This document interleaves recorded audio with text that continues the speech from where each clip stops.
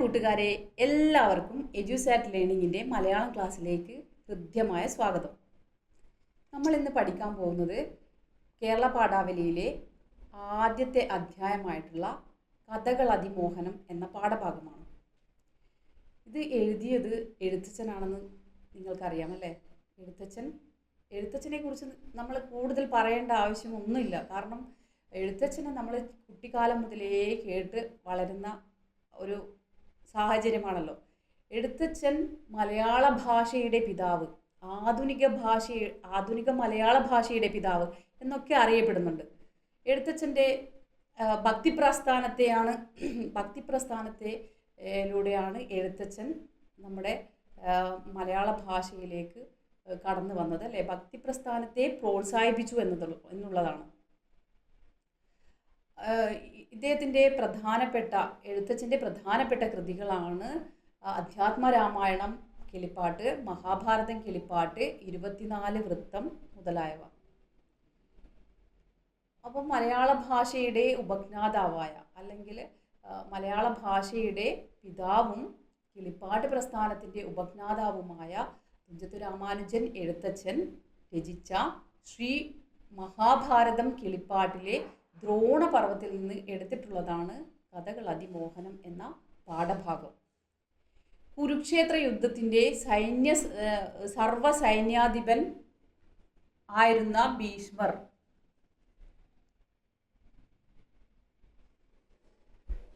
ഭീഷ്മരുടെ പതനത്തിന് ശേഷം ആ പദവി ഏറ്റെടുക്കാൻ കർണനോട് ദുര്യോധനൻ ആവശ്യപ്പെടുന്നു. സ്നേഹപൂർവം കർണൻ അത്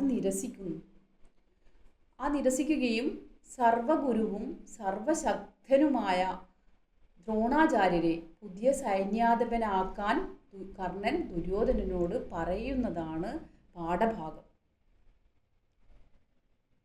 നമുക്ക് ഈ വരികളിലേക്ക് കടക്കാം.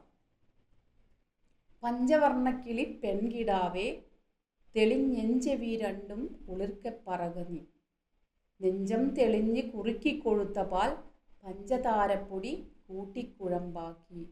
കവി പഞ്ചവർണ്ണക്കിളിയെ സംബോധന ചെയ്യുകയാണ് അല്ലേ. എന്താണ് പറയുന്നത്?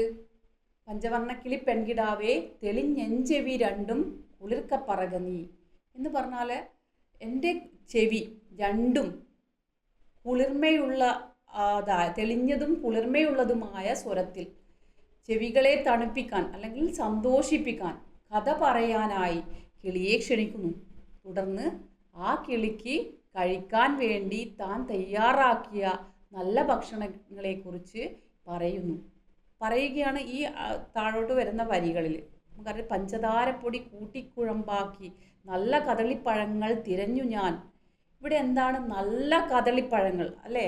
ഈ കിളിക്ക് കൊടുക്കാൻ വേണ്ടിയിട്ട് തിരഞ്ഞെടുത്ത നല്ല പഴങ്ങളാണ് ആര് നൽകുന്നത്? കവി നൽകുന്നത്. അതിൽ പഞ്ചതാരപ്പൊടി നിങ്ങൾക്കറിയാം, പഞ്ചസാരപ്പൊടിയാണ് കൂട്ടിത്തിരുമ്മി തേനും വീഴ്ത്തി വെല്ലവും ശർക്കരയും പൊടിച്ചിട്ടതിൽ. ഇവിടെ വെല്ലവും ശർക്കരയും എന്ന് നിങ്ങൾക്ക് സംശയം തോന്നാം അല്ലേ. എന്തായിരിക്കും കവി ഇങ്ങനെ ഉപയോഗിച്ചത്? ഒന്ന് ശ്രദ്ധിച്ചു നോക്കൂ. നമുക്കറിയാം, ഈ വെല്ലവും ശർക്കരയും എന്ന് ഉപയോഗിക്കുന്നത് ഒരേ അർത്ഥത്തിലാണ് അല്ലേ. നമ്മൾ വെല്ലം എന്ന് പറയുന്നത് ശർക്കര എന്ന് പറയുന്നത് ഒരേ അർത്ഥത്തിലല്ലേ ഉപയോഗിക്കുന്നത്. പക്ഷേ വടക്കൻ കേരളത്തിൽ വെല്ലം എന്നത് ഒരു കരിമ്പിൽ നിന്ന് ഉണ്ടാക്കിയ ഒരു മധുരമുള്ള വസ്തു എന്നുള്ള അർത്ഥത്തിലാണ്. എന്നാൽ തെക്കൻ കേരളത്തിൽ അത് വേറൊരർത്ഥത്തിലാണ് ഉപയോഗിക്കുന്നത് എന്നതാണ്. അതുകൊണ്ടായിരിക്കാം എനിക്ക് തോന്നുന്നത് കവി അങ്ങനെ ഉദ്ദേശിച്ചിട്ടുണ്ടാവുക അല്ലേ. അതിൻ്റെ രണ്ടിൻ്റെയും രുചി രണ്ട് തരത്തിലാണ്. അതുകൊണ്ടാണ് കവി അങ്ങനെ പറയുന്നത്. ഇനി അടുത്തത് എന്താണ്? വെള്ളിത്തളികയിൽ മേളിച്ചു വെവ്വേറെ. ഈ വെല്ലവും ശർക്കരയും പൊടിച്ചിട്ട് എന്തൊക്കെയാണ് ഇതിൻ്റെ അകത്ത് ചേർത്തിരിക്കുന്നത്? വിശിഷ്ട ഭോജ്യങ്ങൾ നൽകി അല്ലേ. കവി നമുക്കറിയാം ഇവിടെ പറയുന്നുണ്ട്, വിശിഷ്ട ഭോജ്യങ്ങൾ നൽകിയിട്ട് നമ്മുടെ ഈ കിളിയെ തൃപ്തിപ്പെടുത്തുകയാണ് അല്ലേ, സന്തോഷിപ്പിക്കുകയാണ് ചെയ്യുന്നത്. അപ്പോൾ സന്തോഷിപ്പിച്ചിട്ട് അതിനെ കൊണ്ട് കഥ പറയിപ്പിക്കുകയാണ് അല്ലേ. നമുക്ക് അറിയാം, മറ്റുള്ളവരെ സന്തോഷിപ്പിച്ചാലാണല്ലോ അതിൻ്റെ ഗുണം നമുക്ക് കിട്ടുക. അതാണ് ഇവിടെ കവിയും ഉദ്ദേശിച്ചത്, അതിനെ സന്തോഷിപ്പിക്കുക അതിൻ്റെ വയറ് നിറച്ച് അതിന് വിശിഷ്ട ഭോജ്യങ്ങൾ നൽകി സന്തോഷിപ്പിക്കുക എന്നതാണ്. വെള്ളിത്തളികയിൽ മേളിച്ചു വെവ്വേറെ യോജിപ്പിച്ചു, വെള്ളിത്തളികയിൽ വെവ്വേറെ യോജിപ്പിച്ചു വെച്ചിട്ട് ഇഷ്ടമുള്ളത് ഭുജിച്ചാലും അല്ലേ, ഭക്ഷിച്ചാലും, അതിന് ഇഷ്ടമുള്ളത് അതിൻ്റെ അകത്തുനിന്ന് എടുക്കാം, അതിന് ഭക്ഷിക്കാം. ഇച്ഛയാകുന്നത് ദാഹമുണ്ടെങ്കിലോ നീലക്കരിമ്പിൻ്റെ ചാറും ഇളനീരും പാലും മധുവും കുടിച്ചാലും ആവോളം. ആവോളം വയറ് നിറയെ എന്താണ് കുടിക്കുക. നീ നീലക്കരിമ്പിൻ്റെ ചാറും ഇളനീരും പാലും മധുവും കുടിച്ചാലും ആവോളം, വയറ് നിറയെ ഭക്ഷിച്ചാലും എന്നാണ് പഞ്ചവർണ്ണ കിളിയോട് അല്ലെങ്കിൽ നമ്മുടെ പഞ്ചവർണ്ണ കിളിയോട് കവി പറയുന്നത് അല്ലേ. എന്തിനു വേണ്ടിയിട്ടായിരിക്കാം ഇങ്ങനെ പറയുന്നത്? കിളിയെ കൊണ്ട് കഥ പറയിക്കുക അല്ലേ. കിളിക്ക് ആവുന്ന അത്രയും കഥ പറഞ്ഞു കൊടുക്കുക എന്നാണ് നീലക്കരിമ്പിൻ്റെ. ഇവിടെ ഈ പഞ്ചവർണ്ണ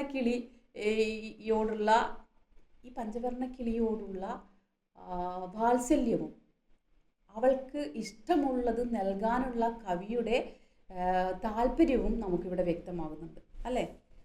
അതാണ് ഇവിടെ കാണുന്നത്. ഇനി അടുത്ത വരികൾ നോക്കിക്കേ. ഭീഷ്മ സമാനനരി നിവഹത്തിന് ഭീഷ്മർ ശരശയനത്തിനുമേൽ വീണാറേ തോറ്റ സുയോധനനാദികളാകിയ 100 പേരെന്തെന്നു ചെയ്തതു ചൊല്ലു നീ, ചൊല്ലുവാനാവതില്ലെങ്കിലും ഒട്ടൊട്ടു ചൊല്ലുന്നതുണ്ടു കനക്കെ ചുരുക്കി ഞാൻ എന്നാണ് ഇവിടെ പറയുന്നത്. എന്താണ് അങ്ങനെ പറഞ്ഞത്? നമുക്കറിയാം, യുദ്ധത്തിൽ പാണ്ഡവരും കൗരവരും തമ്മിലുള്ള യുദ്ധം നടക്കുകയാണ് അല്ലേ. എത്ര പേരുണ്ട് ഇതിൻ്റെ അകത്ത്? കൗരവർ എത്ര പേരുണ്ട്? 101 പേരാണ്. ഈ 101 പേരും പഞ്ചപാണ്ഡവരും തമ്മിലുള്ള 18 ദിവസം നീണ്ടു നിന്ന യുദ്ധമാണ് നടക്കുന്നത് അല്ലേ. അതിലാണ് ഭീഷ്മരാരാണ്? വളരെ ശക്തനായിട്ടുള്ള ഒരു കഥാപാത്രമാണ് ഭീഷ്മർ അല്ലേ. മഹാഭാരത യുദ്ധത്തിൽ നിങ്ങൾക്ക് കാണാൻ പറ്റും ഭീഷ്മരെ പോലെ ശക്തനും അനേകം യോദ്ധാക്കൾക്ക് തുല്യനുമായ ഭീഷ്മ പിതാമഹൻ ഇവിടെ അസ്ത്രങ്ങൾ തറച്ച് ശരശയ്യയിൽ വീണപ്പോൾ തോറ്റവനായ സുയോധനൻ ദുര്യോധനനാണ് അല്ലേ. പാഠഭാഗത്ത് അങ്ങനെ സൂചിപ്പിച്ചിട്ടുണ്ട്. എന്താണ് സുയോധനൻ എന്നത്? മറ്റ് 100 കൗരവന്മാരും എന്ത് ചെയ്തു എന്നാണ് കവി കിളിയോട് ചോദിക്കുന്നത് അല്ലേ. കിളിയോട് ചോദിക്കുകയാണ്, എന്താണ് ഇവർ ചെയ്തത്? അറിയാനുള്ള ആകാംക്ഷയാണ്, ഈ കഥ കേൾക്കാനുള്ള ആഗ്രഹം. 101 പേര് എന്ത് ചെയ്തു ഈ യുദ്ധത്തിൽ? ഭീഷ്മരുടെ പതനം അല്ലേ. ഭീഷ്മരുടെ പതനം കൗരവർക്ക് വലിയ ആഘാതമായിരുന്നു എന്നും അവർ നിസ്സഹായാവസ്ഥയിലായി എന്നും ഈ ചോദ്യത്തിലൂടെ സൂചിപ്പിക്കുന്നുണ്ട്. ഒരു പക്ഷേ ആ കിളിക്ക് ഇതിന് ഉത്തരം നൽകാൻ കഴിഞ്ഞെന്ന് വരില്ല. അതിനാൽ കവി തന്നെ മറുപടി പറയുന്നു. കാര്യങ്ങൾ വിശദമായി പറയാൻ സാധിച്ചില്ലെങ്കിലും എന്താണ് പറയുന്നത്? നിനക്കാവുന്നത് അല്ലേ. കാര്യങ്ങൾ വിശദമായി പറയാനൊന്നും പറ്റിയില്ലെങ്കിലും നിനക്ക് പ്രധാനപ്പെട്ട അല്ലെങ്കിൽ കുറച്ചെങ്കിലും നീ എന്ത് ചെയ്യണം? പ്രധാനപ്പെട്ട കാര്യങ്ങൾ അതൊന്ന് ചുരുക്കി പറയുക. അതാണ് കവി കിളിയോട് ആവശ്യപ്പെടുന്നത്.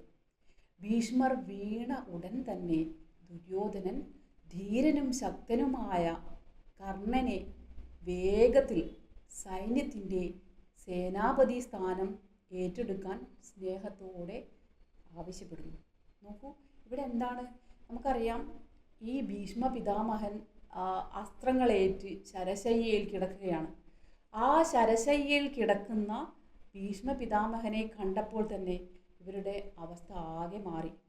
തോൽക്കുമെന്ന, യുദ്ധത്തിൽ പരാജയപ്പെടുമെന്ന ഒരു ഭയം ദുര്യോധനൻ്റെ ഉള്ളിൽ ജനിച്ചിട്ടുണ്ട് അല്ലേ.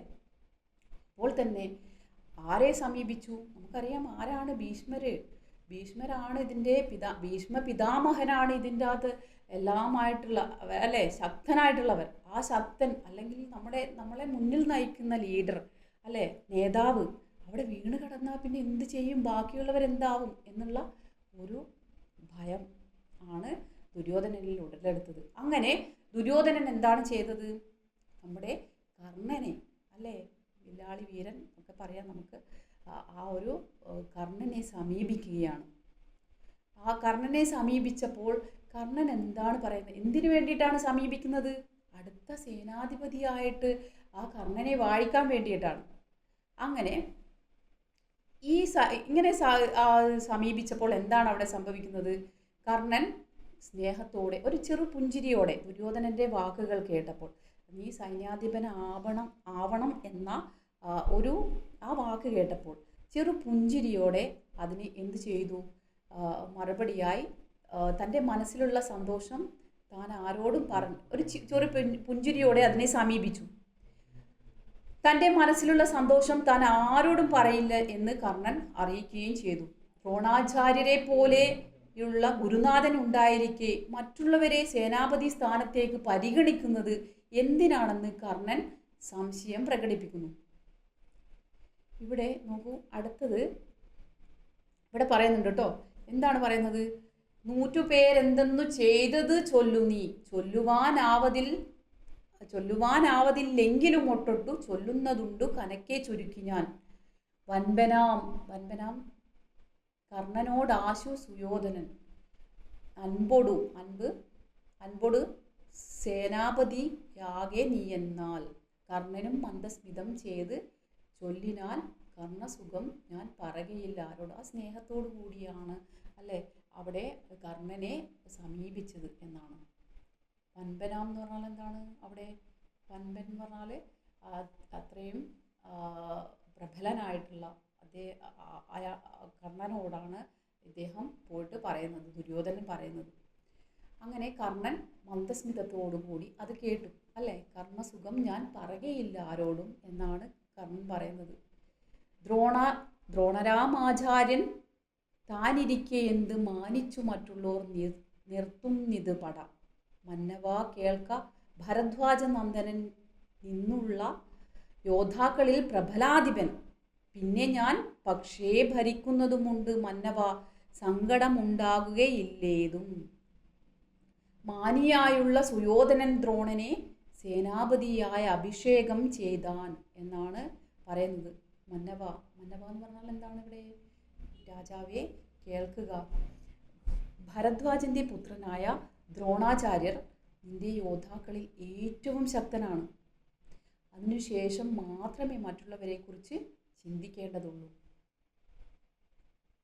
എന്നാണ് ഇവിടെ പറയുന്നത്. നോക്കൂ, സൈന്യത്തിൻ്റെ തലവൻ ദ്രോണർ തന്നെ ആയിരിക്കണം. ഞാൻ എന്നും നിന്റെ കൂടെ തന്നെ കാണും, അല്ലേ?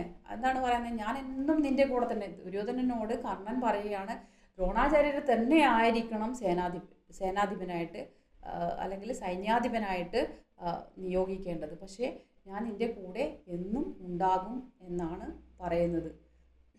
അംഗരാജ്യം ഭരിക്കുക തന്നെ, നിന്റെ കൂടെ തന്നെ കാണും, അംഗരാജ്യം ഭരിക്കും. നിനക്ക് യാതൊരു സങ്കടവും ഉണ്ടാകില്ല. അതിനായി സുയോധനൻ പിന്നീട് ദ്രോണാചാര്യരെ തന്നെ സൈന്യാധിപനായി അഭിഷേകം ചെയ്യുന്നു. അങ്ങനെ ഇത് കേട്ടപ്പോൾ എന്താണ് ചെയ്യുന്നത്? സൈന്യാധിപനായിട്ട് ദുര്യോധനൻ നമ്മുടെ ദ്രോണാചാര്യരെ നിയമിക്കുന്നതാണ് നമ്മുടെ ഈ പാഠഭാഗത്തിൽ ഉള്ളത്. എന്താണ് ഈ ശ്രീ മഹാഭാരതം കിളിപ്പാട്ട് ദ്രോണപർവം എന്നുള്ള ആ പ്രത്യേക ഭാഗത്ത് ഇത്തരം ദ്രോണാചാര്യരുടെ സൈന്യാധിപ സ്ഥാനത്തെക്കുറിച്ചാണ് പറയുന്നത്. നിങ്ങൾക്കെല്ലാവർക്കും ഈ ക്ലാസ് മനസ്സിലായെന്ന് വിചാരിക്കുന്നു. എന്തെങ്കിലും വല്ലതും മനസ്സിലാവാത്തതുണ്ടെങ്കിൽ ടീച്ചർക്ക് കമൻ്റായിട്ട് രേഖപ്പെടുത്തുക. നിങ്ങൾ സബ്സ്ക്രൈബ് ചെയ്യുക.